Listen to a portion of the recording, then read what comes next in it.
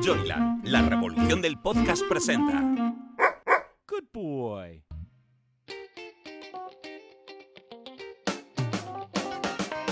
Después de trabajar muchos años en el mundo editorial, Carmen Fernández de Blas nos revela en su podcast ¿Quiero un libro tuyo? Anécdotas, secretos, historias curiosas o divertidas que se esconden tras la publicación de un libro. Pero, sobre todo, personas, seres humanos más que autores, que merece la pena conocer y que nos presenta en cada episodio. Hola, soy Carmen Fernández de Blas y esto es Quiero un libro tuyo. Hoy vamos a pasar un rato interesante porque vamos a hablar de espías. Tengo delante de mí a una persona a la que si tú clicas en Google te dice que es el mayor especialista y el mejor y el que más sabe de servicios secretos y de espías en toda España. Además, es por supuesto periodista, profesor universitario y yo siempre he pensado que además seguramente era espía. Hola, Fernando Rueda. Hola, Carmen. Yo, desde hace muchos años, al principio me parecía ridículo, pero hace muchos años empezaron a decirme, tú eres espía, tú... Claro, John le Carré fue espía, Frederick Forsyth, todo el mundo que se sabe que está en este mundo, que más o menos ha sido espía. Yo, fíjate, yo creo que después de tantos años yo nunca podría ser espía porque yo habría sido un espía malo. Porque además, esto que voy a decir es duro, pero yo tengo sentimientos. Y yo creo que para ser un buen espía, y esto te lo dicen los espías que llevan muchos años, una de las cosas importantes es ser capaz de alejarte de una serie de comportamientos, ¿no? Eso no quiere decir que yo no haya hecho muchas cosas de las que me arrepienta, ¿eh? Quiero decir, en el periodismo muchas veces, sobre todo en el periodismo de investigación, a veces haces cosas por conseguir la información que en el momento te parecen fenomenal y luego dices, con el paso de los años sobre todo, ¿no? Y luego dices esto. Bueno, no, para situar, porque habrá gente que nos escuche que no sabe quién es Fernando Rueda o no sabe suficientemente quién es. Entonces, él empezó en el periodismo de investigación, que ahora se habla mucho de eso, muchísimos años, bueno, y ha seguido y sigue prácticamente en el periodismo de investigación y quiero que nos hables de eso. También en la radio, tú llevas años haciendo el programa La Rosa de los Vientos. 25 años 25 años en una sección que se llama Materia Reservada, o sea, todo muy clandestino, por eso Fernando es tan interesante y había que traerle a este podcast porque no todo el rato tienes la suerte o no tienes la posibilidad de tener a alguien como Fernando, porque aunque no sea espía, sabe tanto que nos va a acercar a muchos secretos, estoy convencida. Entonces, sigo. Y además, ahora también es profesor universitario en el Centro Villanueva, donde das clases, creo, pues mira, estamos evolucionando también, ¿no? porque hemos cambiado el plan de estudios y ahora doy periodismo de investigación, que es lo que más me gusta, es poder explicar, y doy análisis y verificación de fuentes, que son los fake news, que es otra cosa apasionante, y redacción, que es lo más importante. Es decir, la verdad es que estar en contacto con los jóvenes es la posibilidad, sobre todo cuando ya llevas unos años, de poder traspasar un poquito de aquello que tú sabes. No tanto los conocimientos teóricos, sino como tu experiencia. Porque la experiencia muchas veces se pierde. Tú tienes experiencia y te das cuenta. Hemos vivido tanto, he sufrido, he engañado, he manipulado, por utilizar palabras duras contra mí mismo, ¿no? He dirigido. Y entonces, una vez que te das cuenta de lo que es necesario y de lo que no, a mí lo que no me gustaría es irme dentro de 70, 80 años cuando me muera y no poder traspasar un poquito de eso, ¿no? Me encanta eso y además yo creo que tú tienes esa posibilidad didáctica que no todo el mundo tiene para expresarte y para comunicar. Pero cuéntame cómo empezó todo, cómo empezaste en el periodismo y cómo se llegó a fraguar un libro como La Casa, que es el referente de cómo funcionan los servicios secretos en España. Es un libro que se publicó en 1993 en la editorial Temas de Hoy, en el que Fernando dio el bombazo porque nadie se había metido dentro de esos servicios y cómo funcionaban. Todos tenemos, yo creo, una cierta fascinación por los espías, pero él nos contó cómo era esa vida. Y eso me gustaría que lo contaras. Yo te voy a contar algunas cosas, otras las podrías contar tú, porque hemos compartido muchos años y muchos momentos buenos, duros, de todo en esta vida, ¿no? Yo en realidad lo que quería ser era corresponsal de guerra. Y yo nunca fui, ni sabía idiomas, ni sé idiomas, y luego da un poquito de pavor o de esto de ser corresponsal de guerra. Yo los admiro mucho, pero nunca valía. Pero lo que yo sí quería era, cuando empecé a hacer el periodismo, a mí me gustaban los espías muchísimo y yo quería entrar en ese mundo. Lo que pasa es que en la España de Franco esto no era posible, y cuando yo empecé a trabajar, que ya era en la democracia en los años 80, pues no había una posibilidad. Nadie contaba ese tipo de historias. Y entonces yo poquito a poquito, a través de los temas de defensa, fui entrando. Es verdad que nunca se había publicado un libro en España, pero yo decidí en un momento concreto decir, ¿y por qué no junto y cuento lo que es el servicio secreto? Fíjate que cuando llega el momento, mi libro lo edito en Temas de Hoy con Imelda Navajo, y habíamos llegado al pacto de que nadie se podía enterar del contenido, porque pensábamos que nos podían secuestrar el libro, porque como no había habido, y había una ley de secretos oficiales tremenda, y entonces ella cogió y llevó el libro a los abogados de Planeta. Yo recuerdo la escena, que aquella escena fue tremenda, ¿no? Un yuppie acompañado de uno de sus abogados, becarios no, pero ya tenía años, y que llevaba lo que es mi libro en folios, y había tantos post-it que yo pensé, este libro no sale, ¿no? De hecho, dijeron que habían detectado 1.216 delitos contra la ley de secretos oficiales. Claro, yo cuando lo dije, madre mía, tanto trabajo para nada. Sacamos el libro con 3 modificaciones contadas, ¿no? Y bueno, yo me sentí feliz porque esa experiencia, no hay nada como querer contar una historia y que la gente responda, ¿no? Se hicieron montones de 18 ediciones, luego se han hecho otras 7 más, fue durante 3 meses el libro más vendido. Y sobre todo me permitió porque normalmente cuando escribes en los periódicos la gente te conoce más o menos, ¿no? Pero a partir de ese momento la gente empezó diciendo eso que tú has dicho, ¿no? El máximo especialista español en asuntos de espionaje, ¿no? Y con esa leyenda me he quedado. Por cierto, una leyenda que me encanta, ¿no?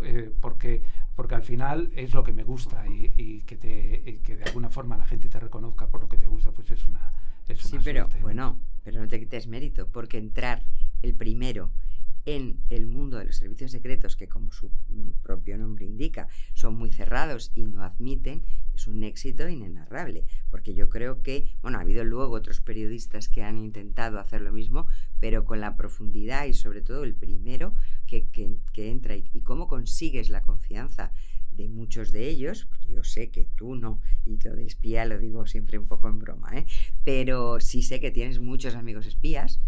Y cómo consigues esa confianza, porque el espía es una especie de héroe romántico, sí, para la gente. Me encanta, a mí misma me encantan los espías, todos en algún momento hemos dicho qué maravilla. Luego la realidad, cuando empiezas a conocerlos, es otra, pero en cualquier caso, ¿cómo consigues ganarte esa confianza? ¿Cómo consigues entrar y poder publicar lo que tú has publicado?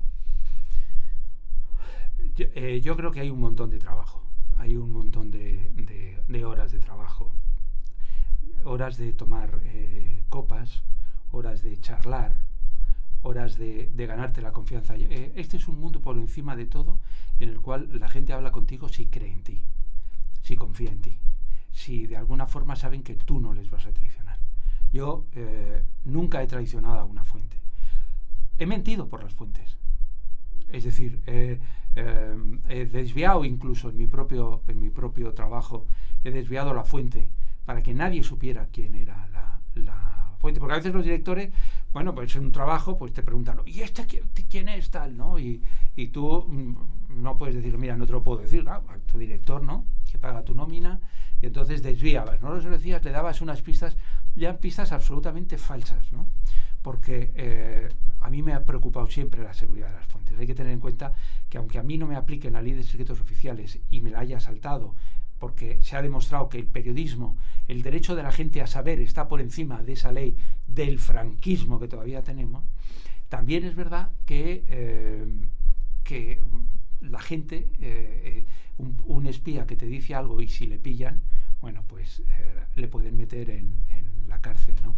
Yo he llegado en uno de mis últimos libros, en La Casa 2, a dejar el teléfono en casa.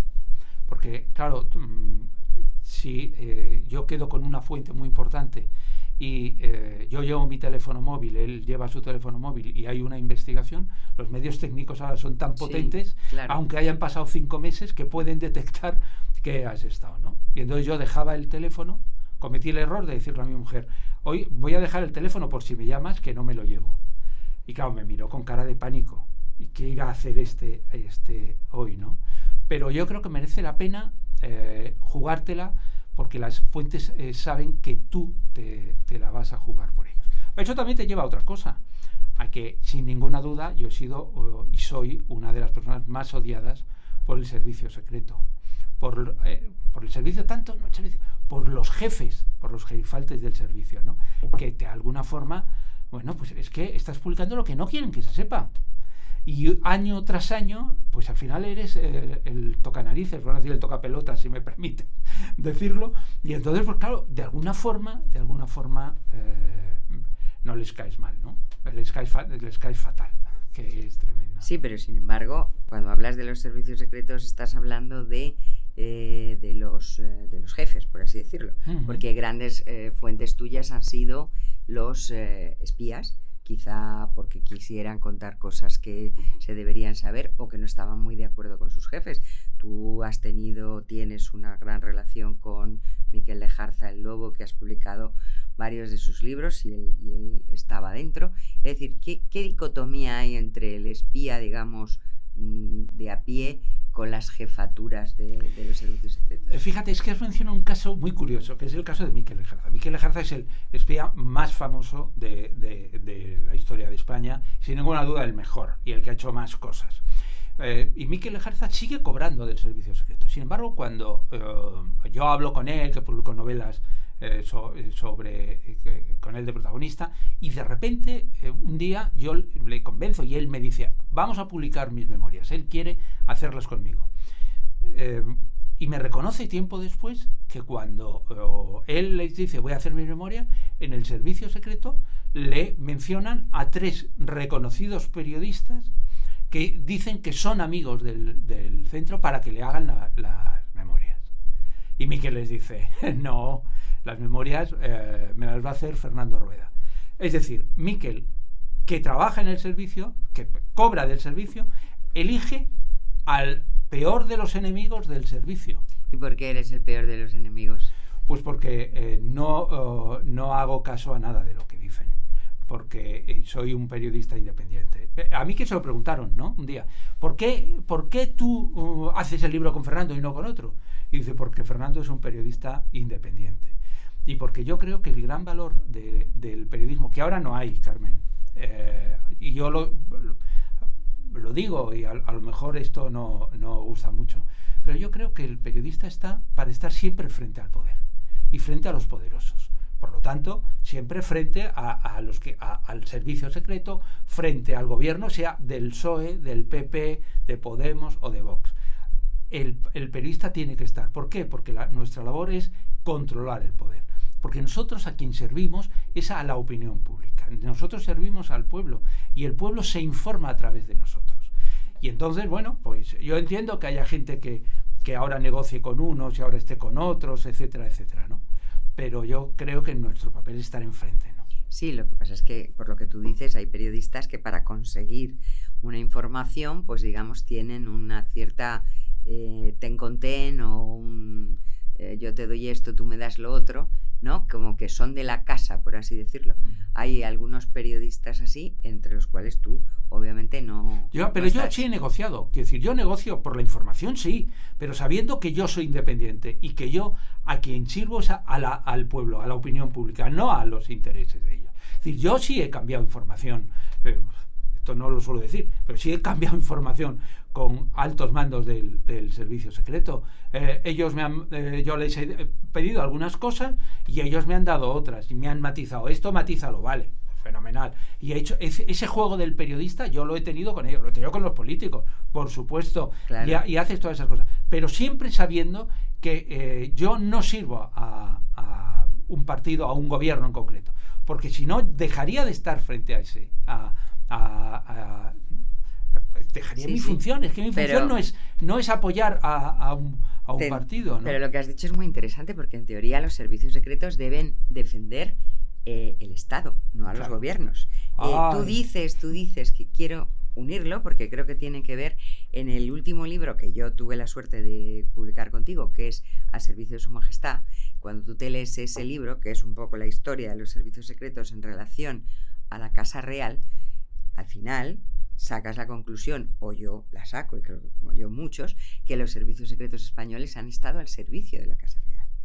El objetivo, entiendo yo, de los servicios secretos es defendernos a los españoles de problemas, del terrorismo, de muchas cosas, pero no entrar ni en defender a gobiernos, ni incluso el tema de Casa Real, que yo creo que es un libro apasionante, lo recomiendo. Bueno, recomiendo todos los de Fernando, porque la casa es como de obligado cumplimiento, si uno quiere saber un poco. Pero y por supuesto lo de las memorias de Miquel de Jarza, pues son una aventura apasionante y revelan muchas cosas. Pero este es un tema muy delicado en el que tú te mojas, y en el que realmente el papel de esos servicios secretos pues queda en una frontera un poco diluida. ¿Qué opinión tienes tú de los servicios secretos españoles? Como tú has dicho, el servicio secreto debe estar al servicio del Estado. La realidad siempre ha sido que están al servicio del gobierno. No tanto porque ellos quieran, es decir, porque la gente que hace una misión no sabe, en la calle, que hace un seguimiento, no sabe a quién está. A veces sí, si estás siguiendo a un ruso que está intentando robar tecnología, eso es una misión de Estado, pero los favores se los haces al gobierno. Y por eso mismo, al servicio de su majestad, en esa última aventura que corrimos juntos, yo descubrí que el servicio secreto estaba al servicio del rey, por encima de otras cosas, ¿no? Que le habían ayudado, que le habían prestado todos sus favores, que le habían protegido. Y incluso yo me planteé en este libro, porque siempre al final ahí haces un planteamiento interior, ¿no? Es que el servicio secreto debe proteger a los políticos cuando estos políticos meten la pata, cuando estos políticos se la llevan cruda. Quiero decir, porque el servicio secreto está ahí demostrado, conocía los trapicheos que tenía el rey a lo largo, digamos, de toda la historia.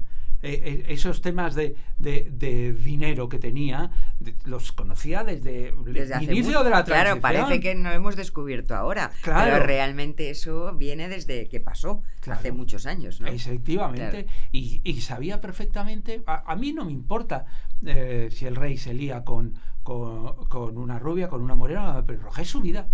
Lo que sí me afecta es que el rey se líe con alguien y que eso le cueste al Estado o un chantaje, que por sí, aunque no pagues nada, un chantaje es un tema muy peliagudo, o que le cueste dinero, o que le cueste que alguien del servicio secreto tenga que hablar, como habló con la tele valenciana, para que le dieran un programa a Bárbara Rey hablando de cocina. Dices, vamos a ver, aunque no sea dinero, es decir, porque esto no, que también es dinero, el dinero de los valencianos. ¿Esto se puede permitir? Yo éticamente creo que no. ¿Un servicio secreto está para proteger al rey? Sí, sin duda. Éticamente yo creo que hay determinados asuntos que el servicio secreto no los debería hacer. Pero también te digo, los hace aquí, los hace en Inglaterra. El servicio secreto inglés controlaba los movimientos de Lady Di. antes Bueno, de pero morir. porque... Es decir, que es que dices... Claro, pero es la vida sentimental de los monarcas, bueno, sentimental o... Sí. Sí, de los monarcas o incluso de los presidentes del gobierno. ¿Es cuestión de Estado? Porque parece que sí, pero no solamente por lo que dices tú aquí en España. Estamos hablando de Inglaterra y probablemente igual en Francia. Nadie sabía cuando se murió Mitterrand que tenía 2 familias. Quiero decir, que esas cosas... Pero entiendo que esas cosas los servicios secretos sí las saben. Otra Sí. cosa es qué haces con la información. No se supo lo de Mitterrand porque él había creado un grupo de espías dentro, ya no fuera, Espías de dentro espías. del este, especializados en evitar que se supiera que tenía 2 familias y algo que a mí todavía me parece más grave, que tenía un cáncer y que no podía trabajar 8 horas al día. Más grave, sí. Porque esa es una información que, joder, Que qué pena, afecta, ¿no? sí. Pero que afecta al Estado. Y ahí se sabe todo. Estados Unidos espiaban a Merkel, espiaban al presidente francés, al presidente español nos espían. ¿Qué se hace con esa información? Hay un chantaje porque no sabemos realmente si los servicios secretos parece, y lo que yo sé es verdad, que protegen al gobierno, pero tienen unos archivos de personalidades públicas, privadas, que en teoría solo se utilizan si corren peligro determinados Sí, en asuntos. teoría, pero Claro, ahí está guardadito. por ejemplo, me ha venido a la mente todo Escuela Villarejo. Quiero decir, si tú al final tienes información de la gente en un momento dado, puedes chantajear, puedes presionar, puedes amenazar, es decir, información es poder. Sí. Cuando tienes unos resortes tan importantes como los servicios secretos del Estado, entonces, ¿cómo se pueden controlar? ¿Qué sería necesario para mantener unos límites en ese control de poder? ¿O es directamente imposible porque en todas partes pasa lo mismo? El que pase en todas partes no debería importarnos. Yo eso lo digo porque también es verdad que muchas veces parece que el Servicio Secreto Español le estoy diciendo las cosas y luego cuando he investigado fuera pasa lo mismo. Pero eso no debería ser una justificación. Ya, sí, bueno. Es decir, la realidad es que han pasado un montón de directores y de directoras a lo largo del tiempo y el servicio está para hacer determinadas cosas necesarias. Eso, aunque provoque escándalos, eso hay que hacerlo. Y es un matiz a lo que estábamos hablando. ¿Debe el servicio secreto espiar si los independentistas catalanes o vascos están preparando algo de cara a la independencia sin que haya un delito? Sí, eso es una misión típica del servicio secreto, porque si hubiera un delito entonces intervendría la policía, pero es que el servicio secreto debe participar antes, controla los movimientos, está ahí pendiente, tiene un agente, digamos, metido en el independentismo, aunque no haya delito, pero está pendiente de que se pueda producir un delito. Esa es una misión típica que ahora le han quitado, es decir, se la han quitado al servicio secreto a raíz de que se descubriera que habían metido Pegasus, el virus Pegasus a políticos catalanes, al presidente de la Generalitat y a los vascos, como siempre, a Otegi. Y esa misión se la han quitado, pero ya te digo yo, en unos meses, si ganara o ganase las elecciones el PP, volvería a esa misión. Porque eso es una misión que puede parecer ilegal, pero que es una misión que se hace con todos los grupos sospechosos de poder acometer temas contra el Estado. Eso es lógico. Ahora, ¿deben controlar, por ejemplo, el tema económico? ¿Deben saber si las empresas españolas, quién las controla o quién no? Si están intentando comprarlas, ¿deben ayudar a las empresas españolas para que no las compren otras? ¿Deben proteger Telefónica? ¿Deben proteger, yo qué sé, ¿no? Sí. Las empresas que son típicamente españolas, yo también creo que sí. Es decir, Marca España. Marca España, porque al final los tienes que proteger, y los tienes que proteger en España y fuera. Entonces, hay un montón de cosas que tienen que hacer. Ahora bien, tienen que evitar que el rey o Pedro Sánchez, o antes Rajoy, si se llevan dinero, ocultar que se ha llevado dinero. Y te he puesto los casos de que no hay ninguna pista de que se haya llevado dinero. Pero si se supiera, si ellos lo supieran, deben hacer que no se sepa, evitar que se sepa que son unos, comillas, delincuentes. Yo creo que no. No, pero hay dos preguntas que yo no entiendo y por eso te las pregunto a ti. Primero, ¿quién ordena esas operaciones? ¿Quién ordena que se investigue a los independentistas catalanes o al rey o a la empresa o a tal? Al margen, obviamente, de terrorismo, cosas así, pues terrorismo islámico, movimientos rusos, me refiero a todas estas cosas, tiene que haber alguien que ordene eso. Y luego, una vez que los espías, que entiendo que hacen su trabajo y hacen su investigación y mandan su información, la persona responsable, el director, ¿qué hace con esa información? Porque claro, si yo soy el presidente del gobierno y me dan un informe diciéndome que me he ligado a Pepita o que me he llevado no sé qué dinero, pues digo gracias y lo guardo, ¿sabes? O sea, ¿cómo? Lo estoy haciendo un poco así para que lo entienda todo el mundo. Pero ¿a quién y a dónde? Porque al final, ¿a quién reportas y quién te dice que me investigues a mí? Vamos a ver, teóricamente es el gobierno de turno el que anualmente hace una lista con las misiones y las preferencias a las cuales se debe dedicar el servicio secreto. Por lo tanto, es de suponer que en la última ya, por ejemplo, no aparece el control del independentismo catalán y vasco. Eso es una orden. Si, como ha ocurrido, el gobierno le ha quitado esa orden al servicio secreto, el servicio secreto desmantela, como ha desmantelado la unidad que había en el País Vasco y la unidad dedicada a este asunto que había en Cataluña. Y ahí se acabó. Otra cosa es que el servicio secreto, en su dinámica habitual, acumula información y busca información, en teoría relacionada con los asuntos que pueden preocupar al Estado. ¿Qué es lo que pasa si el servicio secreto se entera de que hay un político que se ha llevado dinero? Bueno, lo normal en estos casos es que si tiene esa información, está corroborada y puede afectar a lo que sea, que traspase esa información a su jefe político, en este caso a Margarita Robles, que es la ministra de Defensa y responsable. Y entonces que se lo diga. ¿Qué hace con esa información el servicio secreto? Pues mira, desde 1981, o sea, hace ya un montón de años, la guarda. El otro día estuve hablando con Fernando San Agustín, que ha escrito un libro, que es un espía estupendo. Que salen tus libros. Sí. Y el otro día me decía, dice, es que es un horror. ¿Qué es eso de que el servicio secreto lo guarda todo? No se debe guardar nada. Dice, porque si guardas las cosas, luego se pueden volver contra ti. Porque claro, él decía que hacía misiones peligrosísimas, yo que sé, que mataban a no sé quién y tal y no sé cuánto. Dice, claro, si dejas huella, te estás autoinculpando de todo. Y si dejas huella de ese tipo de cosas, pueden suponer un peligro. Desde 1981, al menos, se guarda todo, se archiva todo.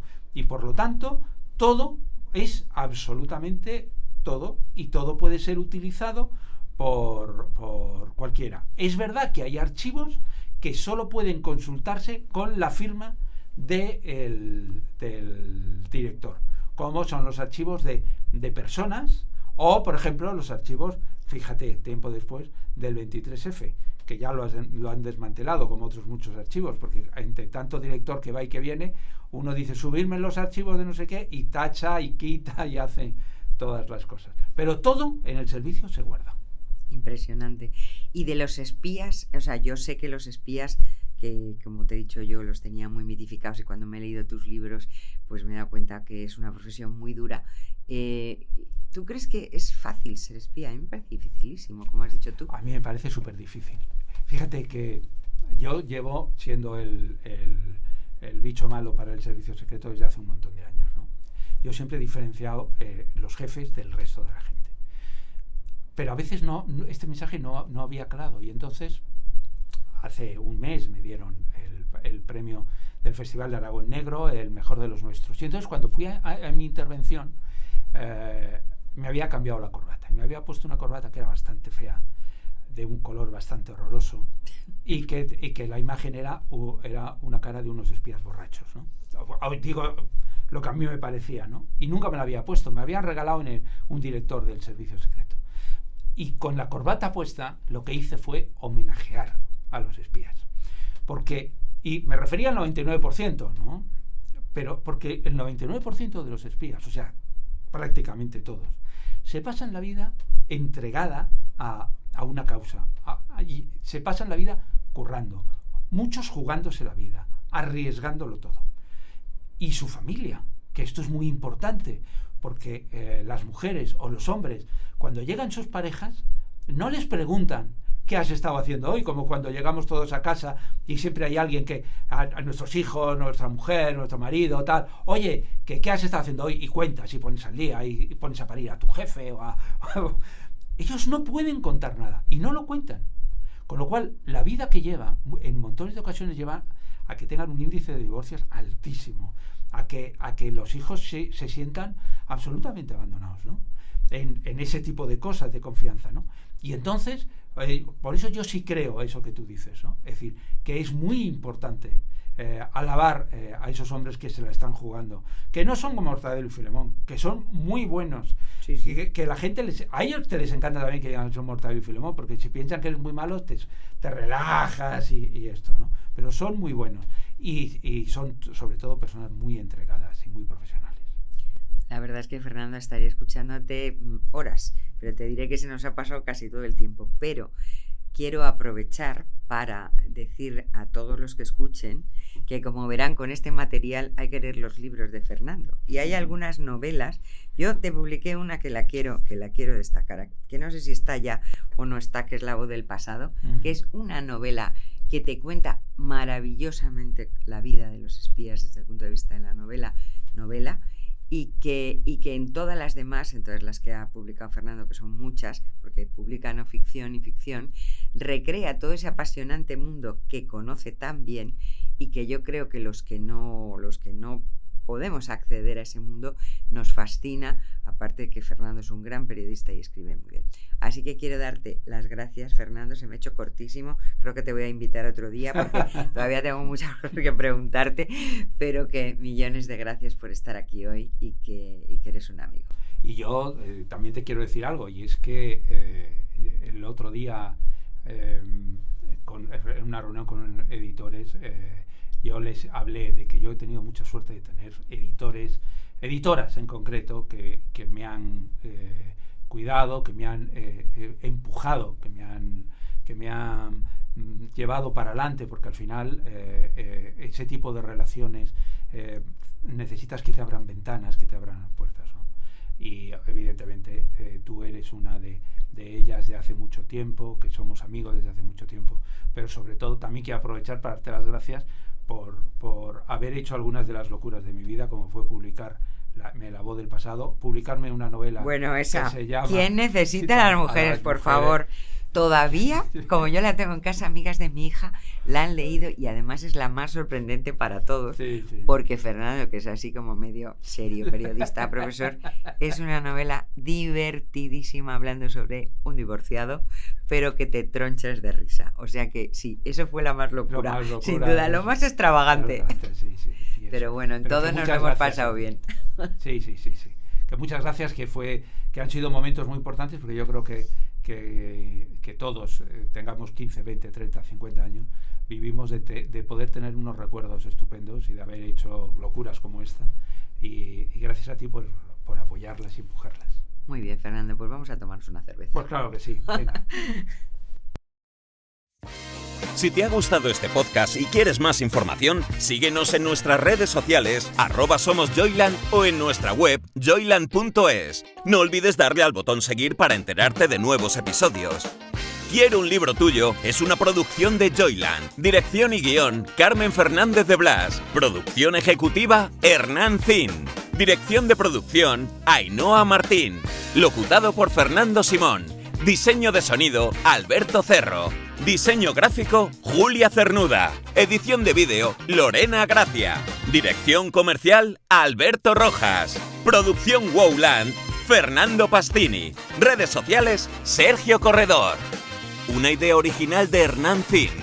Joyland, la revolución del podcast. Una empresa del grupo Wowland.